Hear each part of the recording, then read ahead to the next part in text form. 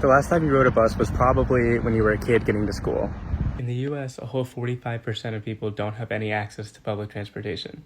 And a lot of the transit that does exist is not up to par. I'm Nolan. I'm a member of the Bloomington-Revivalists, Strong Towns Buono, and the bus system here in Bloomington has some major flaws, but there's some ways to fix it. But before we get into the details, let's see what the system really looks like by taking the bus from Heartland Community College to the grocery store. It's only 3.5 miles, so it shouldn't be too bad, but let's see what it's like.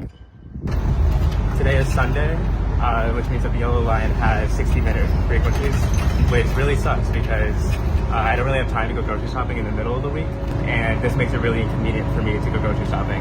So it's a really good thing I didn't miss my bus because the next one would have came in an hour. Although this route is lower volume, there's no excuse for 60-minute frequencies. It's super limiting and can turn 15-minute trips into 75-minute trips. So I'm here at Uptown Station, which is the main bus terminal here in Normal, and I'm here to make a connection from the yellow line to the red line. The reason I have to do that is because the yellow line is actually the only line that connects to Heartland Community College. So I have to connect to the red line to get to anywhere else.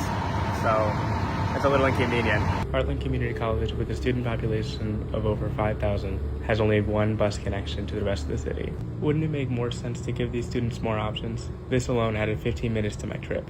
So there's no direct bus stop at Aldi, so I actually had to go to a different bus stop and then walk about a quarter mile. But to do that, I have to cross this intersection right here, which is completely unprotected, has no crosswalk, and is adjacent to a really, really high traffic area, which is really unsafe for us pedestrians. Installing a bus stop isn't as simple as putting a sign on the side of the road. You have to consider the safety of pedestrians walking to and from the stop in all directions. So I finally made it to Aldi, but it took 2 buses and 35 minutes compared to about a 12-minute drive. It's pretty safe to say that there's some improvement that we can make here, so let's talk about it.